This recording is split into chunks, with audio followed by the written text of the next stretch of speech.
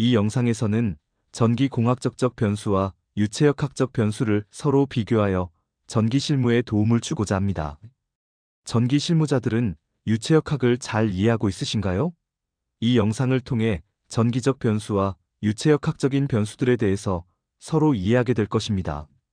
현장에서 전기 실무를 수행하다 보면 때로는 문제점을 분석할 때 유체를 다루는 펌프, 압축기, 팬 등을 이해할 필요성이 있습니다. 전기는 빛의 속도로 전송됩니다. 주파수는 발전소로부터 수용가까지 모두 같습니다. 그래서 수요와 공급의 불균형으로 주파수가 상승하거나 하강하게 되는데 그 영향은 전체 전력 네트워크에 동시에 똑같이 미치게 됩니다. 전압은 송배전 선로를 통해 수용가인 부하 측에 공급될 때까지 선로의 임피던스를 만나게 되며 전격전압에서 부하 전류의 증가에 따라 전압이 강화되고 또한 부하 전류가 줄어들면 전압은 전격전압에 가깝게 상승하게 됩니다. 전압은 유효전력과 무효전력의 크기에 따라 전압 강화가 발생되지만 유효전력은 무효전력에 비해 나타나는 영향은 작기 때문에 무시합니다. 따라서 전압 강화는 무효전력에 의한 것이라고 이해하면 됩니다. 공급 전압은 부하 시에 일어날 전압 강화를 생각해서 무부하 시에 전격전압보다 높게 유지하도록 조정합니다. 전력 공급처에서는 공급할 수 있는 용량이 충분하여 소비가 늘어나더라도 전격전압을 유지할 수 있어야 합니다. 위상은 반복되는 파형의 한 주기에서 첫 시작점의 각도 혹은 어느 한순간의 위치를 말합니다. 삼상 동기발전기에서 유기기 전력은 각 상마다 120도의 위상차를 가지도록 설계되어 운전됩니다. 전압과 전류의 위상차를 비교할 때 전압을 기준으로 전류의 위상이 빠르거나 늦다로 표현합니다. 그리고 발전기의 회전 방향도 이미 설계 단계에서 정해져 시운전 때 확인이 되었습니다. 전류는 부하가 늘어나면 커지고 또한 부하가 줄어들면 전류는 작아집니다. 즉, 부하에 따라 달라지게 됩니다. 일정 전압과 주파수를 공급하면 부하에 따라 달라지는 것은 전류가 됩니다. 양질의 전력을 공급한다는 것은 일정한 전압과 주파수 그리고 위상과 파형입니다. 전기 에너지를 이용해서 산업 현장이나 일상생활의 다른 에너지로 변환하여 사용하거나 또는 직접 열에너지로 사용하게 되는데 사용하는 에너지만큼의 전류를 소비하게 됩니다. 따라서 전기회로에서 전류값은 중요하게 작용되는 변수입니다. 전선의 일정한 전압으로 전류를 많이 흐르게 하려면 전류를 운반하는 전선의 크기를 늘려야 합니다. 부하에 흐르는 전체 전류는 일정한 전압과 주파수의 공급에 따른 피상전력에 해당하는 만큼의 전류가 흐르게 됩니다. 그 피상전력에 해당하는 전체 전류 중에서는 두 가지인 유효분의 전류와 무효분의 전류로 나누어집니다. 여기서 송배전 또는 공급변압기의 용량의 제한으로 전체 전류 중에서 무효전력을 줄이면 유효전력을 더 증가시킬 수가 있습니다. 전력의 변수에서 양질의 전력을 공급한다고 가정하면 전압, 주파수, 위상이 일정하게 공급되는 가운데 부하에 따라 변하는 변수는 전류입니다. 현장에서 자주 만나는 펌프 성능을 확인하거나 서로 펌핑 능력을 비교하기 위해서는 펌핑 유량의 변화에 따른 전류의 변화를 읽게 되는 것입니다. 그럼 다음은 전기적 변수인 전압, 전류와 비교해서 유체의 압력과 유량의 관계에 대해서 살펴봅니다. 플랜트에 설치되어 운전되는 설비들의 압력과 유량을 살펴보면 사용처에서 원하는 만큼의 유량을 얻기 위해서는 충분한 압력을 유지한 가운데 유량을 제어하여 공급합니다. 공급처에서부터 사용처까지 유량이 흐르면서 관로의 저항에 따라 압력 강화가 일어납니다. 사용량이 많아 유량이 많이 흐르면 흐를수록 배관의 저항에 의해서 압력 강화는 커지게 됩니다. 우리가 현장에서 흔히 볼 수 있듯이 전기 판넬 전면에 설치된 지시계는 전압계와 전류계입니다. 그리고 설비에는 압력계와 유량계를 쉽게 볼 수 있습니다. 전압은 압력과 같은 차원을 가집니다. 압력 강화는 유량에 정비례하여 유량이 줄어듭니다. 또한 압력 강화가 증가하면 유속이 감소하며 그 반대도 마찬가지로 압력 강화가 줄어들면 유속이 증가하게 됩니다. 전동기를 구동하여 펌프를 운전할 때 펌프의 토출 유량이 늘어나면서 전동기의 전류가 커집니다. 그것은 기계적 에너지가 증가하여 전동기의 전류 증가로 유효 전력이 늘어납니다. 그래서 펌프의 성능을 확인하려면 전동기에서 전류의 크기를 확인하면 됩니다. 이상과 같이 전기적 변수를 참고하여 유체역학적 변수를 쉽게 이해할 수 있으며 또한 유체역학을 통해서 전기적 변수가 눈에 보일 것입니다. 압력과 유량을 이해하게 되면 플랜트의 공정 제어와 운전에도 많은 도움이 될 것입니다. 압력이란 단위 면적 대비 미치는 힘을 말해줍니다. 유적은 물이 흐르는 부분의 면적이고 유속은 물이 흐르는 속도로서 단위 시간당 이동하는 물의 거리입니다. 그리고 유량은 단위 시간당 이동하는 물의 부피를 의미합니다.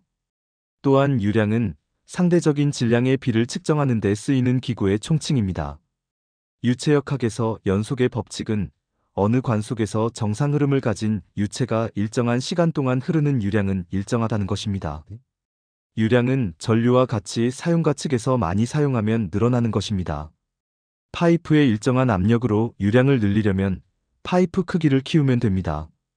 유체역학에 관련된 몇 가지 법칙들을 살펴보겠습니다. 파스칼의 원리는 밀폐된 유체 내의 한 지점에서 압력이 가해지면 그 압력은 유체 내의 모든 방향으로 동일하게 전달됩니다. 연속 방정식은 비압축성 유체의 질량 보존 법칙을 나타내는 방정식으로 유체의 흐름에 있어서 단면적이 변하더라도 유량은 일정하게 유지된다는 것을 의미합니다.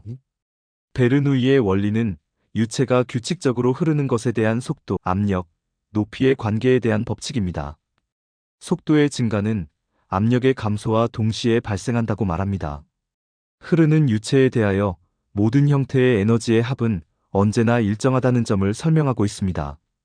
벤츄리관의 원리는 유체가 좁은 부분으로 통과할 때 속도가 증가하며 압력이 감소하는 벤츄리 효과를 이용하여 주로 유체의 유량을 측정하거나 유체를 빨아들이거나 분사하는 용도로 사용됩니다. 굵기가 다른 관에 유체를 통과시킬 때 넓은 관보다는 좁은 관에서 유체의 속도가 빨라지는 대신에 압력은 낮아지게 되는 현상을 가리킵니다. 유체는 열 교환기를 통과할 때 일정한 저항을 갖습니다. 유속이 클수록 저항이 커집니다. 압력은 유속의 제곱에 반비례되는 관계임을 알 수 있습니다. 전압이 높은 곳에서 낮은 곳으로 흐르는 것과 마찬가지로 유체도 압력이 높은 곳에서 낮은 곳으로 흐릅니다. 액체가 구부러진 관을 따라 이동할 때 압력 강화가 발생하고 내부에서 이동하는 액체의 압력이 대기압보다 감소하거나 또는 대기압이 높은 곳은 수면을 누르는 효과가 발생하게 됩니다. 압력 강화는 유체가 기계장치 등을 통과할 때 단위 시간 또는 단위 유량당 에너지의 마찰 손실입니다.